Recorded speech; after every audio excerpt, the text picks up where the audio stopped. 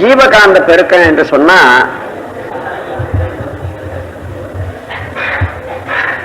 எப்பொழுதுமே போதிய அளவு ஜீவகாந்தம் நம்ம உடல்ல இருக்கணும் என்ற ஒரு பெருமதிப்பு உங்களுக்கு எல்லாருக்கும் தெரியும். எந்தெந்த வகையில ஜீவகாந்தம் வீணாகுமோ அந்த வீணாகாத பார்த்துக்கிறதுக்கு முதல்ல என்ன வேணும்னா சினம் கவலை. இந்த சினமும் கவலையும் நம்முடைய ஜீவகாந்தத்தை அப்படியே அள்ளி கொட்டி பெரிய ஓட்டையாக்கிடும். ஒரு தடவை சினம் கொண்டா போதும், 10 நாள் தவம் இருந்து எவ்வளவு ஜீவகாந்தம் சேருதோ அந்த அளவு ஒரே நேரத்தில் வாரி அரைச்சிடும். தவம் இருக்கிற போது சாதாரணமா ஜீவகாந்த பெருக்கம் உண்டாகும். ஏன் என்று சொன்னா தவம் இல்லாத போது புலன்கள் மூலமாக பல இதை பார்த்துட்டு வரோம். அப்போ அந்தந்த பொருளுக்கு ஏற்ப பொருள் தொடர்புக்கு ஏற்ப நமக்கு ஒலியா சுவையா மனமாக மாறி செலவாயிட்டே இருக்கும். சில சமயத்துல அதிகமாக கூட செலவு பண்ணிடுறோம். ஆனா தியானத்துல உட்கார்ந்த பிறகு உயிரையே கவனிக்கிறோம். எந்த உயிரில இருந்து இந்த ஜீவகாந்தம் வெளியேறி உடல் முழுவதும் வந்துட்டு இருக்கா, இப்போ அந்த ஜீவகாந்தத்துக்கு ஓட்டை எதுன்னா மனம் தான். மனதை எங்க வைக்கிறீங்களோ அதுதான் ஜீவகாந்தம் என்றது. இந்த உடல் முழுவதும் ஒரு டேங்க் வச்சுங்கன்னா இதுதான் பைப். எந்த இடத்துல மனதை செலுத்துறோமோ அந்த வழியாதான் அது ஓடும். செலவு ஜாஸ்தி ஆகும். அப்போ அந்த செலவுல சினம், பேராசை, கவலை, அதிகமாக எதிர்பார்த்துட்டே இருப்பது, இப்படி எல்லாம் இருக்கிற போது அதிகமான சக்தி செலவாயிட்டே இருக்கும். அதெல்லாம் இல்லாத பார்த்துக்கணும். சினம் தவிர்த்தல் என்பது பயிற்சி மூலியா வந்துடுது உங்களுக்கு. ஆனா வந்துட்டுது என்றது விட்டதல்ல, அது போயிடுதா, சினம் போயிடுதா என்றத அடிக்கடி டெஸ்ட் பண்ணி பார்க்கணும். அது குறையிற வரைக்கும், அது இல்லாத வரைக்கும் தொடர்ந்து முயற்சி செய்து அதை பழகிக்கொள்ளணும். சினத்துலதான் அதிகமான சக்தியை விரயமாகும். அப்ப தவறு செய்வது ஒண்ணு, வீணாக போவதை தடுப்பது ரெண்டு வழியில. அதன் பிறகு இப்போ ஜீவகாந்த பெருக்கத்துக்கும் அதை உபயோகப்படுத்துறதுக்கும் சில பயிற்சிகளை செய்யறோம். அந்த பயிற்சியில கண் மூலமாக விளக்க பார்க்கணும். பெரிய விளக்கா இருக்கக்கூடாது, சின்ன விளக்கா இருக்கு. எவ்வளவு சின்னதா இருக்கணுமோ அவ்வளவு நல்லது. கேண்டில் கூட பெருசு தான். நீங்க எந்த மாதிரி சின்னதா வச்சீங்கன்னா கூட பெருசா தான் இருக்கும்.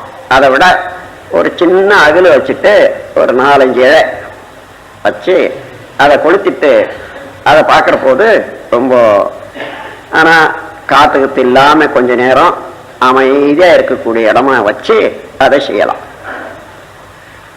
அதுக்கு அடுத்தது புள்ளி பயிற்சி. கரும்புள்ளியை பார்த்து பயிற்சி செய்றீங்க. அது அதிகமான பவர் உடையது, எல்லாருக்கும் ஒத்துக்காது.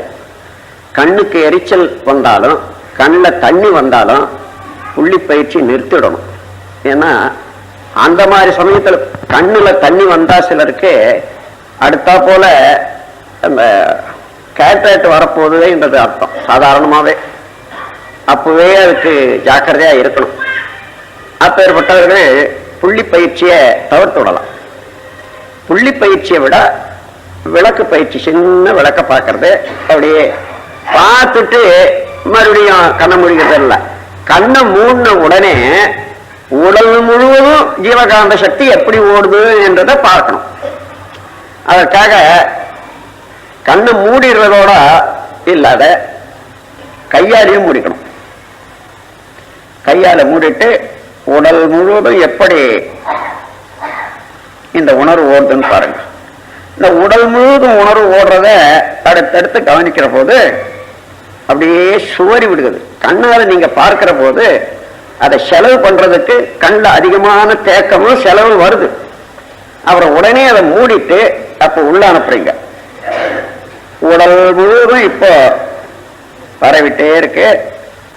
இப்ப சேகரமாகுது. இப்படி சேமிச்சு வைக்கிறதுக்கு ஒரு பயிற்சி வேணும். அப்படி இல்லைன்னா ஜீவகாந்த சக்தி ஒரு அளவுக்கு வர்ற போது அது வெளியேறணுன்ற வேகம் தான் ஜாஸ்தியா இருக்கும். அதனால அதை கொஞ்சம் கொஞ்சமா சேர்த்து நிறைக்க செய்வதற்கு இந்த பயிற்சி ஒரு நாளைக்கு மொத்தத்துல ஒரு 10 நிமிஷம் பயிற்சி, எந்த பயிற்சி செஞ்சீங்கன்னாலும் போதும், பிரமாதமா வந்துடும் ஒரு 2 மாதத்துக்குள்ளாக. அதுக்கப்புறம் தினம் செய்ய வேண்டியதில்லை, என்னைக்காலும் ஒரு நாளைக்கு செய்தா கூட போதும். அதாவது ஒரு தடவை செய்து விட்டோமானால் அது தொடர்ந்து அது உடல்ல அதே பயிற்சியினுடைய பயன் ஓடிக்கொண்டே இருக்கும். அப்புறம் கண்ணாடி, இந்த ஜீவகாந்த பெருக்கத்துல கண்ணாடி பயிற்சி மிக மிக மிக மிக உயர்ந்தது, சிறந்தது. அது போன்று ஜீவகாந்தத்தை பெருக்கக்கூடிய பயிற்சி வேறொன்றும் இல்லை. அதே நேரத்தில் அமைதியானது, கண்களுக்கு குளுமையானது. கண்ணாடி பார்க்கிற போது அப்படி உட்கார்ந்துட்டு ஒரு நல்ல கண்ணியமான ட்ரெஸ்ஸா இருக்கணும், வெத்துடம்போ அல்லது ஏதோ ஒரு ஸ்கிரீன்டி சட்டையை போட்டுக்கிட்டு அழுக்கு துணியை போட்டுக்கிட்டு உட்கார்ந்து பார்க்கறதால நல்ல கண்ணியமா. பின்னால என்னன்னா எப்ப நினைச்சாலும் உங்க உருவம் உங்க மனதில் வரணும். அந்த அளவுக்கு வர்ற போதுதான் கண்ணாடி பயிற்சியில வெற்றி கண்டீங்கன்றது அர்த்தம். கண்ணாடி பயிற்சியில வெற்றி காண்றதுக்கு இதே போன்று ஒரு 2 நிமிஷம் பார்த்தீங்க, கண்ணை மூடிக்கிட்டு உடலையே பாருங்க. என்ன நடக்குதுன்னு சொன்னா, கண்ணாடியில நீங்க பார்க்கிற போது இந்த சூக்கும சரீரம் எந்த பொருளை பார்த்தாலும் அந்த அளவுக்கு மனம் வடிவம் எடுக்குது இல்லையா, அந்த அளவுக்கு உயிர் சக்தியும் அதே போன்று ப்ரொஜெக்ட் ஆகும். நம்முடைய சூக்கும சரீரம் ப்ரொஜெக்ட் ஆகும். அப்போ வேற எந்த பொருளை பார்த்தாலும் இந்த உடல்ல இருந்த சூக்கும சரீரத்துக்கு அது ஒரு அடையாளம் வச்சுட்டு இருக்கு. ஆனா வேற எந்த பொருளை பார்த்தாலும் மாற்றுருவம் தான் எடுக்குது. ஆனால் நம்முடைய உருவத்தையே கண்ணாடியில பார்க்கிற போது அது இங்க எந்த உருவத்தில் இருக்கோ அதே உருவம் அங்க எடுக்கும். அதனால அசையாது கலையாது ஜீவகாந்த சக்தி பெருக்கம் அதிகமாகும். அது அதிகரிக்க அதிகரிக்க பிளட் பிரஷர் குறையும், எண்ணத்தினுடைய வலு அதிகமாகும், நினைச்ச காரியம் முடியும். ஜீவகாந்த சக்தி பெருக்கத்துல 2 முகவசியம் ஜெகவசியம்னு 2. முகவசியம்னா நம்ம பார்த்தவங்க உடனே மதிப்பு கொடுத்து, தெரியவங்க தெரியாதவங்க உடனே மதிப்பு கொடுத்து மனதில் அது தெரியும். அதாவது ஜெகவசியன்றது என்னன்னா, நீங்க ஏதோ ஒண்ணு விரும்புறீங்க, அந்த பொருள் யாருக்கிட்டயோ இருக்குது, எந்த ஊர்லயோ இருக்குது, அது தானா இங்க வந்து சேர்றதுக்கு இந்த யூனிவர்சல் காந்த சக்தி இருக்கிறத அதோட இணைப்பு கொண்டு தேடும் பொருளும் ஈர்ப்பும் 2 இணைச்சிடும். அந்த இணைச்சு விட்ட பிறகு யாரோ அங்க போவாங்க, இந்த மாதிரி ஒரு பொருள் மிச்சம் இருக்குங்க, நீங்க எடுத்து போறீங்களா உங்க ஊருக்குன்னு வாங்க, அதை எடுத்துட்டு வருவாங்க. அங்கிருந்து தெரியும், என்னுடைய நண்பருக்கு ஒன்று ப்ரெசென்ட் பண்ண போறாங்க, ஒன்று கொடுங்கன்னு சொல்லி வாங்கன்னு உங்களான கொடுத்துருவாங்க. இது வாழ்க்கையில பார்த்துருக்கலாம், எத்தனையோ பேர் அனுபவத்துல கிட்டே இருக்கும். இம்மாதிரி இதுதான் ஜெகவசியம்னு சொல்றது. நீங்க எந்த பொருள் எங்க இருந்தாலும் சரி, நீங்க விரும்பிய பொருள் அது தானாகவே வந்து சேருவதற்கு நம்ம உடல் மனம் 3 தொடர்புல வேலை செய்யும். அத மருத்துவர்களுக்கெல்லாம் தெரியும். ஒன்று என்னன்னா சென்ட்ரல் நர்வஸ் சிஸ்டம்னு சொல்லுவாங்க, இன்னொன்று அட்டானமஸ் நர்வஸ் சிஸ்டம், 3வது யூனிவர்சல் வேவ் சிஸ்டம்னு 3 மனதில் வச்சுங்க. நம்ம கையை தூக்குறோம், இதை செய்யறோம், குல்லா போடணும், சொக்கா போடணும் நினைச்சு செய்யறோம் பாருங்க, இது சென்ட்ரல் நர்வஸ் சிஸ்டம். அதாவது நாம் விரும்பி நம்முடைய உடலை அசைச்சு பழகிறோம், அனுபவிக்கிறோம், இது சென்ட்ரல் நர்வஸ் சிஸ்டம். தானாகவே சாப்பாடு சாப்பிட்டோம், அங்க இருந்து இதை தண்ணி சுரக்குது, ஆசிட் சுரக்குது, அது ஜீரணமாகுது, உடலுக்கு அனுப்புது, அது அப்புறம் வெளியேற்ற வேண்டியது வெளியேற்றுது. இந்த வேலையெல்லாம் நடக்குது பாருங்க, இது அட்டானமஸ், தானாக இயங்கி செய்யக்கூடிய வேலைகள். இருதயம் முதல் கொண்டு லங்ஸ் முதல் கொண்டு தானாக இயங்கி, இது அட்டானமஸ் நர்வஸ் சிஸ்டம் என்று சொல்வார். அதுல யூனிவர்சல் வேவ் சிஸ்டம் என்பது இந்த நம்முடைய காந்த நிலையம் இருக்க, இது ஒரு பேக்கெட்.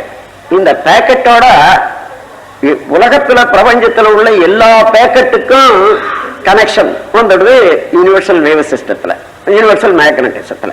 அதனால நாம் விரும்புவது எங்க இருந்தாலும் சரி அந்த அங்க எனக்கு வந்துடுது. வயர்லெஸ் இதுல நடக்குது இல்லையா, அது போல அந்த மாதிரி தன்மை வரணும்னா எந்த அளவுக்கு நாம் மன அமைதியாக வைத்துக் கொள்றோமோ, ஜீவகாந்த சக்தி பெருக்கம் எவ்வளவு வருதோ அந்த அளவுக்கு நாம் நினைக்கிறதெல்லாம் வரும். நாம் நினைக்கிறதெல்லாம் வரும்னா இப்ப அதனால ஒரு 10 நாளைக்கு தவம் பண்ணிட்டு நான் அதை நினைக்க போறேன் இதை நினைக்க போறேன்னா அதல்ல. அந்த மாதிரி வந்து அறிவுக்கு அவ்வளவு நுட்பம் வந்துடுதுன்னா எது நினைக்கணும் எது நினைக்க கூடாதுன்னு அதுவும் கூடவே தெரியும் முதல்ல. ஆகையினால அங்க வெற்றி தான் வருமே தவிர தோல்வி எப்பொழுதுமே வராது. ஆகையினால அதுதான் யூனிவர்சல் வேவ் சிஸ்டம் என்று பெயர். இன்னைக்கு நாம் இங்க உட்கார்ந்து உலகத்தை வாழ்த்துறோம். இந்த வாழ்த்தலைகள் யூனிவர்சல் வேவ் சிஸ்டத்துல போயிடும். இதுக்கு எதிர்ப்பு எவ்வளவு இருந்தாலும் சரி, நாளாவட்டத்தில் அதெல்லாம் நீங்கி கொண்டு எல்லாரும் மாதிரி இது பட்டு உலகம் அமைதியாகணும், ஆத்மீகத்துறை வளரணும் என்ற எண்ணம் படிப்படியாக வரும். இது எப்படின்னா, நீங்க ஒரு சாவி வச்சுக்கங்க, எங்கேயோ வச்சுட்டீங்க. இந்த குழந்தை எடுத்துக்க போறான்னு சொல்லிட்டு நீங்க ஒரு மனதில் வச்சுட்டு ஒரு அல்மராவு மேல ஒரு சாவியை கொத்த வச்சுட்டீங்க. நீங்க போனீங்க, எங்க ஊருக்கு வெளியில போயிட்டு திரும்பி வந்தீங்க. ஆனா எங்க வச்சேன்னு சாவியை தேடி தேடி பாக்குறீங்க, கிடைக்கவே இல்லை. ஏன் கிடைக்கல? அதுக்கு பின்னால வந்த எண்ணங்கள், அதுக்கு முன்னே உள்ள எண்ணங்கள், இந்த சாவி வைத்த நேரத்துல நாம கொடுத்த அழுத்தம் குறைவா இருந்ததுனால அந்த அதை எட்டி பிடிக்கிறதுக்கு முடியாத இந்த எண்ணங்கள் கலைச்சி கலைச்சி கலைச்சி கலைச்சி அந்த கூடையே வந்து லைன் வராது நிக்குது. அதனாலதான் உங்களுக்கு வரல. நீங்க சும்மா விட்டுட்டு உங்க பாட்டுக்கு மற்ற வேலையை செய்யறீங்க. அப்புறம் தூங்க போறீங்க, என்னடா இது சாவி போட்டோமேன்னு. அப்பவும் வரல. கொஞ்ச நேரம் பொறுத்து இந்த குழந்தை எடுத்துட போறான்னுட்டு மேல வச்சேன் இல்லையா என்று வருது. அதாவது அந்த அளவுக்கு அமைதியும் அந்த அளவுக்கு இருக்கும் வர்ற போது தானாகவே அதை தேடி பிடிச்சிடும். அது போல இன்றைக்கு செய்யக்கூடிய இந்த தவம் வாழ்த்து அதுக்குரிய காலத்துல அதை செயல்படுத்தி விட்டுரும். ஒன்று கூட மனிதன் நினைச்சது வீணாகவே ஆகாது. ஒருத்தன் போறான், இந்த மலை தடுத்து இந்த பக்கத்துல இருக்க ஊருக்கு போறதுக்கு 50 மைல சுத்தி போடுறாங்க. இந்த மலையை தூக்கிட்டா என்ன ஆன்னு நினைப்பான்னு வச்சுங்க. ஒரு காலம் வரும், ஒரு குடஞ்சி அதுக்கு ஒரு பாதை போட்டு அதை செய்துருவாங்க. ஆனா அதுக்குரிய காலம் வர்ற போது இவனுக்கு வராது. நினைச்ச மனிதன் நினைச்சது அறிவு தானே, அறிவு பிரம்மன் தானே. அதனால அந்த ஆற்றல் அங்க அடங்கி போகுது. எந்த முனையில நினைச்சாலும் அது யார் நினைச்சாலும் நடைபெறும். அப்போ எதை நினைக்கணும் எதை நினைக்க கூடாது என்ற அளவுக்கு இந்த உண்மை உணர்ற போதுதான், நான் சும்மா ஓட்டிக்கிட்டே இருக்கக்கூடாது சங்கரத்தை, அதுவே நம்ம ஓட்டிக்கிட்டு இருக்கோம், அதனால கொஞ்சம் உஷாரா இருக்கணும்ன்றது இருக்கும். அந்த மாதிரி ஜீவகாந்த பெருக்கத்துக்கு இப்ப சொன்ன உணர்ச்சி வயப்பட்டதை குறைச்சிக்கணும்னு இந்த பயிற்சி முறைய சொன்னேன். அதுல கண்ணாடி பயிற்சி ரொம்ப நல்லது. கண் பயிற்சியில அந்த கண்ணாடி பயிற்சி பார்க்கும்போது வலது கண்ணை பார்த்து பண்ணுங்க. நல்ல ஒரே மாதிரியா ட்ரெஸ் இருக்கணும் எப்ப பார்த்தாலும். ஏன்னா பின்னால நீங்க உங்களை நினைச்சு பார்த்தீங்கன்னா அந்த உருவம் இருக்கணும், கண்ணியமா இருக்கணும். அது மாதிரி கண்ணாடி பயிற்சிக்கு என்று ஒரு நல்ல ஒரு ட்ரெஸ் வச்சுங்க. அப்படி இல்லை பலதரப்பட்ட கலர்களாக இப்போ சேலை வந்து பல ஒரே மாதிரியா இருக்க முடியாது. அவன் என்ன பண்ணணும், மேல ஒரு நல்ல போர்வை, என்னைக்கும் அந்த போர்வையை போட்டுக்கிட்டு பயிற்சி பண்றதுன்னா உங்களுக்கு ஒரே மாதிரியா வந்துடும். அந்த மாதிரி எப்ப பார்த்தாலும் உள்ளத்துல நினைக்கிற போது அந்த உருவம் வரும். அது போக கொஞ்சம் பணம் செலவு பண்ணி ஆயிலும் நல்ல போட்டோவா ஒண்ணு எடுத்து வச்சுக்கலாம். நம்முடைய போட்டோ ஒரு டேபிள் மேலேயோ அல்லது நம்ம ரூம்லயோ அல்லது வேற எங்கேயோ அடிக்கடிக்கு பார்க்கிற மாதிரி இருக்கும். அதன் பிறகு சில சமயத்துல உட்கார்ந்துட்டு வெளியில வச்சுட்டு அந்த அதுல இருக்கக்கூடிய வழக்கன் அப்படியே பார்த்து பயிற்சி பண்ணலாம். அடிக்கடி நம்ம உருவம் நம்ம மனதில் வர்ற மாதிரி செய்யறது அது நல்ல பயிற்சி. அப்படியும் செய்யலாம். இப்ப விவேகானந்தர், ராமகிருஷ்ணர், இன்னும் ஒரு பெரும் வல்லவர்கள், மகான்கள், அவர்களுடைய போட்டோ கூட அந்த மாதிரி நோக்கி பார்த்து கண்ணை பார்த்து பயிற்சி பண்ணலாம். சாதாரணமான அவர்களெல்லாம் அடிக்கடி பார்த்து கண்ணை பார்த்தோ உருவத்தை பார்த்தோ பயிற்சி பண்ணா அவருடைய குணங்கள், அவருடைய நடத்தை, அவருடைய எண்ணங்கள் எல்லாம் நமக்கு உருவாயிடும். எதுவா இருந்தாலும் சரி. அதனால நல்ல உருவங்கள், நல்ல குணம் உடையவர்கள், அவர்களுடைய உருவத்தை தான் தியானத்துக்கு என்று வச்சா, பயிற்சிக்குன்னு வச்சா அப்படித்தான் வைக்கணும். ஏதோ துரதிருஷ்டவசமாக இன்னைக்கு எல்லா வீட்லயும் படுக்கிற முதல் கொண்டு சினிமா ஸ்டாருடைய படம் தான் இருக்குது. அப்போ இந்த குழந்தைகளுடைய குணாதிசயங்களும் அல்லது நடத்தைகளும் எப்படி வரும்? அது பின்னால எல்லாரும் அது இது எங்கிட்ட பிறந்ததே இப்படி இருக்குது அப்படி இருக்குதுன்னுட்டு சொல்றதுல இல்லை. முதல்லயே இதெல்லாம் ஜாக்கிரதையா இருந்தோம்னா நல்ல குழந்தைகளை தான் பிறக்கும். அதன் பிறகு இப்ப இந்த ஜீவகாந்தத்தோட இன்னொன்னு என்ன, இனிமையாக பேச கத்துக்குங்க. ஜீவகாந்தம் பொங்கி வரும், நம்ம கிட்ட இருக்குது, இல்லாது இல்லை. அதனால்தான் கனீருக்க காய் கவர்ந்தற்று என்று சொல்ற. அதாவது இனிமையான சொல் இருக்க, நான் கடும் சொல் சொல்வது, இந்த கடும் சொல்லெல்லாம் எங்க யாருக்கிட்ட வருதுன்னு பார்க்கிற போது, யார் நமக்கு அன்பாக தன்னையே அர்ப்பணம் செய்து கொண்டு நமக்கு உதவியாக இருக்காங்களோ, உருக்கமாக இருக்காங்களா, அவங்க பேர்ல தான் கடும் சொல்லும் கடத்து பேசுறதும் மனிதனுக்கு இயல்பா இருக்கு. இது நீடிச்சு வந்த ஒரு பதிவு. அதை போக்கிடணும். நீங்க கணவன் மனைவி அல்லது வேலைக்காரன், ஒவ்வொரு வேலைக்காரன் பயந்துகிட்டு எஜமா நல்லா இருந்தா போதும்னுட்டு இருப்பான். அந்த அதற்ற குடலாம் கூட சுருங்கிடும். இது இந்த மாதிரி செய்தா இந்த கடுகடுப்பு பிறர் உள்ள என்ன ஆகுது, வேதனைப்பட்டு தாக்குது பாருங்க, அது உடைச்சிடும், ஜீவகாந்த சக்தியை உடைச்சிடும். ஆனால் நீங்க போற இடம் பேசுற இடம் எல்லாரோட இனிமையாக இருக்கணும், இனிமையை தான் வச்சுக்கணும், இனிமையை காக்கணும். எந்த பயிற்சியும் பழக்கமும் நீங்க செய்து பாருங்க, ஒரு மாதத்துக்குள்ளாக உலகமே உங்களுக்கு ஒத்துப்பட்டு வர்றதாக நல்ல உணரலாம் தினசரி வாழ்க்கையில. நம்ம குழந்தையா இருக்கட்டும், குழந்தைய கூட எந்த அளவுல கடினமோ அதுக்கு தான் கடிஞ்சு பேசணும். மிச்சம் அதுவும் பெரியவங்களை விட குழந்தைகளுக்கு தப்பில்லாத கடிந்து பேசணும். அடிச்சுட்டா அதுங்க வேற ஒண்ணும் செய்ய முடியாது, ஏற்றுக்கொள்ளும். ஆனா உள்ள எவ்வளவு வருந்தது என்றது நல்லா ஊன்றி பார்த்தீங்கன்னா தெரியும். இதெல்லாம் பதிவாயிட்டே இருந்து பின்னால எல்லாம் சேர்த்து வச்சு பார்க்கணும். காலம் வரும்போது அத இயற்கை அது. ஆகையினால அந்த மாதிரி கடுஞ்சொல் இல்லாத பார்த்துக்கணும். இன்சொல் எப்பொழுதும். நான் ஒரு சங்கல்பம் எடுத்துக்கொண்ட போது, என் ஜனனம் இப்போ ஆயிரக்கணக்கில் லட்சக்கணக்கில் பணம் பிறண்டுகிட்டு இருக்குது, நல்ல வியாபாரம் நல்ல வருமானம் இருக்கிற போது, இது அதுக்கு முன்ன கூழுக்கு கூட சரியா இது இல்லாத வழி இல்லாத அந்த ஏழ்மையில இருந்து வந்த பிறகு இப்படி செழித்து இருக்குது. இந்த இடத்துல அந்த அகம்பாவமோ அல்லது இதுவோ வந்தாப்புல போகும் என்ற அளவுல மனம் அப்படியே அவேர்னஸ் அப்போ இருக்குது. அப்போதான் ஒரு திடமான இது எடுத்துக்கிட்டேன். என் ஜனனம் என் மரணம் இரண்டையும் யான் அறியேன், எனினும் அவ்விரு நிகழ்ச்சி என் உலகத்தில் கொண்டே புன்முதலாய் பொருளமைத்து ஈட்டுகின்றேன். இவற்றை புவி வாழ்வின் இயல்பு ஒக்க பொது நலமே கருதி நன்மையனும் வழிகளிலே வைத்து செலவாக்கி நச்சமயம் வாய்க்கு மேலும் அவைத்தையும் அழிப்பேன். இன்முகமும் எளிமையுமே எனது செல்வம், வீடோ ஏகவழி என்று எண்ணி நான் துறவு கொண்டேன். அந்த காலத்திலேயே எடுத்துக்கொண்டது. அதே போல 50 ஆண்டோட இந்த பொருள்துறை வாழ்க்கையை முடிச்சுட்டு அதன் பிறகு அருள்துறை வாழ்வுக்கு போகணும் என்ற சங்கல்பம் இருந்தது. சரியா 50 ஆண்டு பூர்த்தி ஆச்சு. எல்லாம் கலகடகடன்னு விட்டு போச்சு. அந்த முறையில நல்ல சங்கல்பமா எடுத்துக்கொள்ளுங்க, உயர்வான சங்கல்பம் எடுத்துக்கொள்ளுங்க.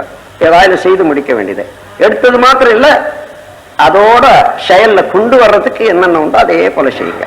அப்போ நினைச்சது செய்யறது நடக்கிறது எல்லாம் ஒத்து வர்ற போது அதை விட இன்பம் இல்லை.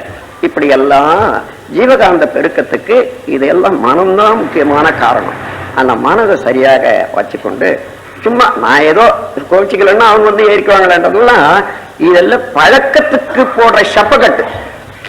இப்படி சப்பக்கட்டு போட்டு பழக்கத்தை அது நீதின்னுட்டு ஆக்க முடியாது.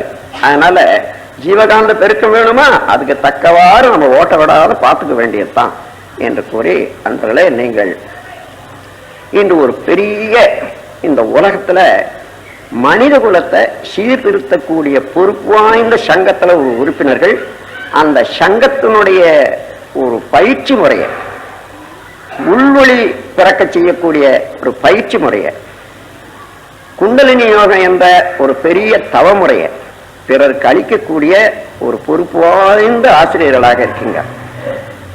உங்களுடைய மதிப்பை நீங்க குறைச்சி எண்ணிட வேணாம், ஆனா அதை வச்சு அகம்பாவம் கொள்ள வேண்டாம். இது எனக்கு இந்த வாழ்க்கை பாதையில இறைவன் அளித்த ஒரு சந்தர்ப்பம். இந்த சந்தர்ப்பத்தை கொண்டு அவனே எல்லா உயிர்களையும் இருக்கிறான், எந்தெந்த இடத்துல என்ன தேவைப்படுறான், அது என்னால என்ன செய்ய முடியும் என்று உதவுவது உண்டு. அப்படி செய்யற போது ஒரு சில உறுதிமொழியை நீங்க மனதில் எடுத்துக்கொள்ளணும். இப்ப அந்த உறுதிமொழியை படிப்பாங்க, கூடவே சொல்லிடுங்க. அந்த உறுதிமொழியை முடிச்சு விடலாம். அன்னைக்கு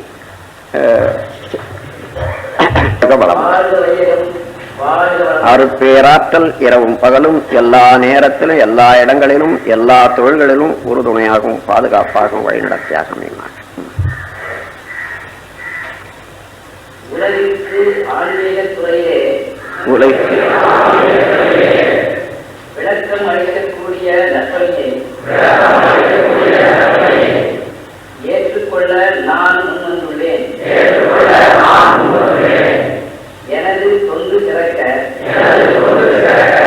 என் தொண்டின் மூலமாக மக்கள் அறிவு உயர இந்த உறுதிமொழியை நான் ஏற்றுக்கொள்ளப் போகிறேன்.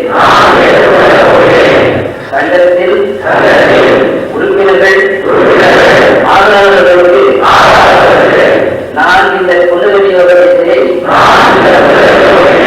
அளிப்பதில்லை. அப்படி அவசியம் ஏற்பட்டு அளித்துவிட்டால் அவர்களை தனி உறுப்பினர்களாக சேர்வதற்கு அதன் கட்டணம் மூலம் வாங்கிக் கொண்டு சங்கத்தில் பதிவு செய்து கொள்வேன்.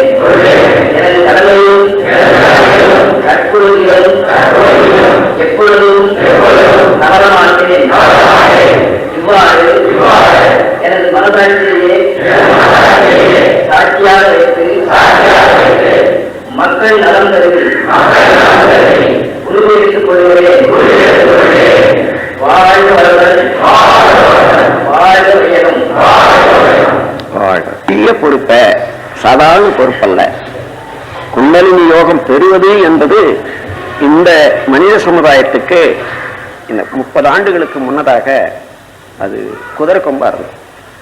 இப்போ 30 ஆண்டுகளுக்குள்ளாக அதுல உள்ள தடைகளெல்லாம் நீக்கி சுலபமாக்கி குடும்பத்தில் உள்ளவர்கள் கூட பெற்று பயனடையலாம் என்பதை கண்டுபிடித்த பிறகு இப்போ அதை உலகுக்கு பரவலாக்கி, அதோட அந்த கலையை எளிதிலே பிறருக்கு கற்றுக் கொடுக்கக்கூடிய கலையாகி ஆசிரியர் கலையை, ஆசிரியர் பொறுப்பை நீங்க ஏற்படுத்தி கொள்றீங்கன்னா இது எவ்வளவு பெரிய பொறுப்பு, எவ்வளவு பெரிய ஒரு அந்தஸ்து என்று பார்த்தா, உண்மையிலேயே இறைவனோட அறிவை ஒட்டி பார்த்தீங்கன்னா அவன் உங்களை சரியான இடத்துல கொண்டு வந்து காலத்தால உலக தேவையை உணர்ந்து கொண்டு வந்து வச்சிருக்கான் என்றதான் அர்த்தம். ஆகவே அந்த எல்லாம் வல்ல இறைநிலையை மனதில் பணிந்து நாம் இந்த தொண்டை தொடங்குவோம். நல்ல முறையில் நீங்களும் சாதாரணமாக குண்டல் யோகம் செய்தாலே பல பாவங்களும் நாளாவட்டத்தில் கழிந்து மேல் பதிவு பெற்று தூய்மையாகிறது என்பது நிச்சயமா உங்களுக்கு தெரியும். அதோட வேறு பலர் எண்ணிறந்தவர்களுடைய பாவத்தையும் தீர்க்கக்கூடிய அளவுக்கும் அவர்கள் முழுமை பெறக்கூடிய அளவுக்கு அறிவில உள்ள இந்த பயிற்சி முறையை அளிக்கத்தக்க ஆற்றல் வந்தது என்னால் அது உங்களுக்கு அமைந்துள்ள ஒரு நல்வாய்ப்பை, பெருமையை நினைந்து நினைந்து உங்கள் பெற்றோர்களை வணங்குங்கள், உங்களுடைய மூதாதையர்களை வணங்குங்கள். இந்த உலகம் நல்வாய்ப்பளிக்கக்கூடிய உலகை நல்ல முறையில் நினைந்து வாழ்த்து கூறுங்கள் என்று கூறி இந்த உரையை முடிச்சு வைக்கிறேன்.